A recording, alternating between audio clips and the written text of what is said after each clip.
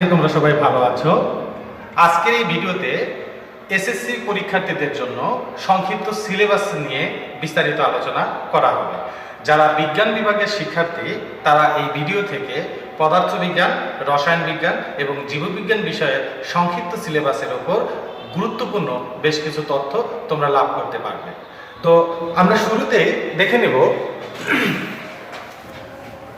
রসায়নের সিলেবাস। আমরা যদি একটু জুম করে দেখি, আমরা জানি যে খুবই অতি সংক্ষিপ্ত আকারে সিলেবাসটি আসলে প্রণয়ন করা হয়েছে। এই সিলেবাসের উপর ভিত্তি করেই কিন্তু এসএসসি 2021 সনের এসএসসি পরীক্ষা অনুষ্ঠিত হবে।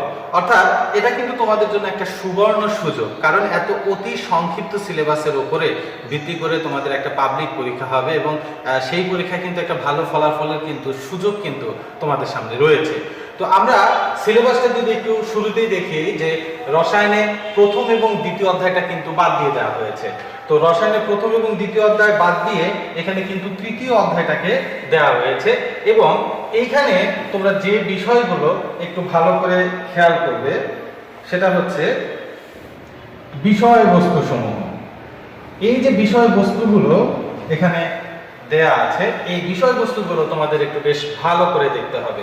আমরা যদি তৃতীয় অধ্যায়ের বিষয়বস্তুগুলো দেখি, সবার আগে যেটা আছে মৌলিক এবং যৌগিক পদার্থ নিয়ে আলোচনা, পরমাণু এবং অণু, মৌলের প্রতীক, সংকেত, পদার্থের ভেতরের কণা, আমরা জানি যে ইলেকট্রন, প্রোটন এবং নিউট্রন, এবং পারমাণবিক সংখ্যা, ভর সংখ্যা, আপেক্ষিক পারমাণবিক ভর, আপেক্ষিক আণবিক ভর।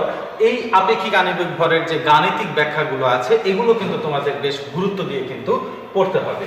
এরপরে যদি আমরা দেখি তাহলে দেখব যে পরমাণুর ইলেকট্রন, প্রোটন এবং নিউট্রনের যে হিসাবটা, পরমাণুর ইলেকট্রন, প্রোটন এবং নিউট্রনের যে হিসাবটা, আইসোটোপ, তেজস্ক্রিয় আইসোটোপের যে ব্যবহার, বিশেষ করে চিকিৎসা ক্ষেত্রে, কৃষি ক্ষেত্রে, এগুলো কিন্তু আমাদের রসায়ন বোর্ড বইয়ে কিন্তু খুব সুন্দরভাবে কিন্তু উপস্থাপন করা আছে।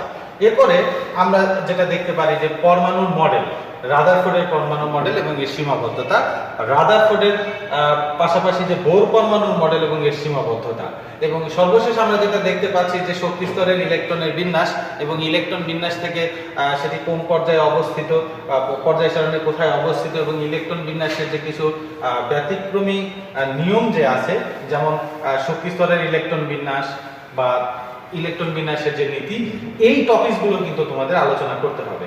অর্থাৎ মূল যে বিষয়টা, তোমরা যখন এই সিলেবাসটা নিয়ে পরীক্ষার প্রিপারেশন নেবে, সবার আগে তোমরা ফলো করবে যে তোমাদের এই বিষয়বস্তুগুলোতে কি দেওয়া আছে। এই বিষয়বস্তুগুলো ধরে ধরে তোমরা যদি প্রিপারেশন নাও, আশা করি যে তোমাদের এসএসসি পরীক্ষার অনেক ভালো একটা প্রিপারেশন তোমরা নিতে পারবে। আমরা এরপরে একটু দেখি যে এরপরে আছে হচ্ছে চতুর্থ অধ্যায়। আমরা সবাই জানি যে চতুর্থ অধ্যায় হচ্ছে পর্যায় সারণীর জন্য। 7 মিনিট সময়। আচ্ছা, পর্যায় সারণীতে আমরা যে বিষয়গুলো বিস্তারিত আমাদের পড়তে হবে, এবং এইখানে দেখো যে কিছু বিষয়, যে বিষয়বস্তুগুলো যদি আমরা একটু দেখি, এই বিষয়বস্তুগুলো কিন্তু গুরুত্ব দিয়ে পড়তে হবে। যে পর্যায় সারণীর বিকাশ, পটভূমি, পর্যায় সারণীর বৈশিষ্ট্য, এবং এই যে ইলেকট্রন বিন্যাস থেকে পর্যায় সারণীতে মৌলের অবস্থানগুলো নির্ণয়, এগুলো নিয়ে কিন্তু আমাদের ভালো করে পড়তে হবে। এবং এখানে বিভিন্ন ধরনের ধাতু এবং মৌলসমূহের বিশেষ নাম আছে, যেমন ক্ষার ধাতু, মৃৎ ক্ষার ধাতু, নিষ্ক্রিয় গ্যাস, হ্যালোজেন, এগুলোর অদ্যবান্ত এক কথায় যে বিস্তারিত কিন্তু আমাদের এখানে পড়তে হবে। তো আমরা এবারে একটু এর পরের অংশে চলে যাব, যে এরপরে আমাদের 3-4-এর পরে যেটা আছে পঞ্চম অধ্যায়। ওই একই কথা, যে পঞ্চম অধ্যায়ে যখন আমরা প্রিপারেশন নিব তখন কিন্তু ওই বিষয়বস্তুর যে অংশগুলো, এই বিষয়বস্তুর অংশগুলো কিন্তু আমাদের খুব গুরুত্ব দিয়ে কিন্তু পড়তে হবে। আমরা জানি যে রসায়নের পঞ্চম অধ্যায় খুব মজাদার একটা চ্যাপ্টার।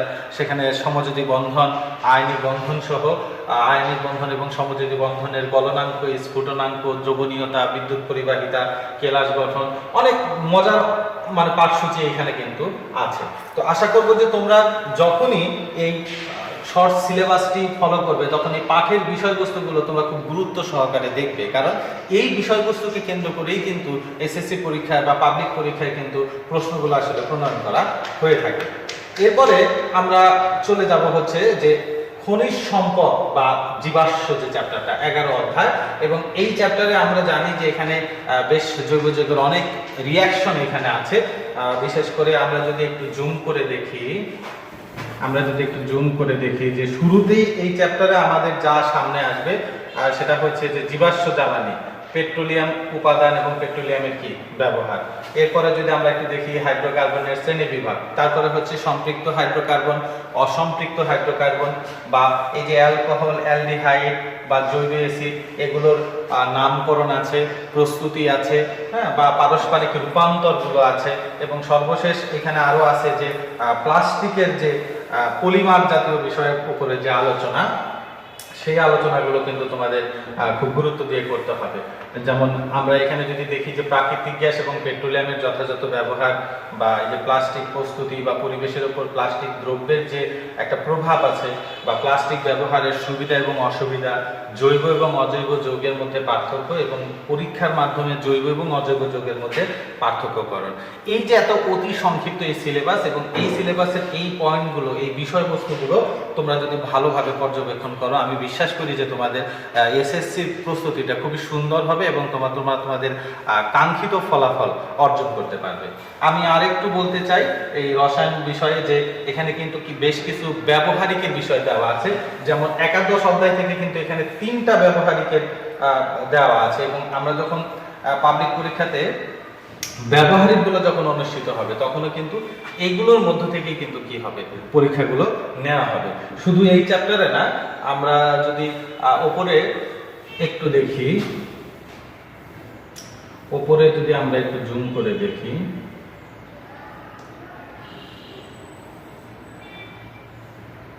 হ্যাঁ, এখানেও কিন্তু একটা ব্যবহারিক ইন্ডিকেট করা আছে, যে ব্যবহারিক বিষয়বস্তু তালিকা 3 নম্বরে, যে দ্রাব্যতা ও বিদ্যুৎ পরিবাহিতা পরীক্ষার মাধ্যমে আয়নিক সমযোজী যৌগ শনাক্তকরণ। তো প্রিয় শিক্ষার্থীরা, আমার মনে হয় যে রসায়নের যে সংক্ষিপ্ত সিলেবাস যা দেয়া আছে এই বিষয়ে তোমরা একটা স্পষ্ট ধারণা পেলে।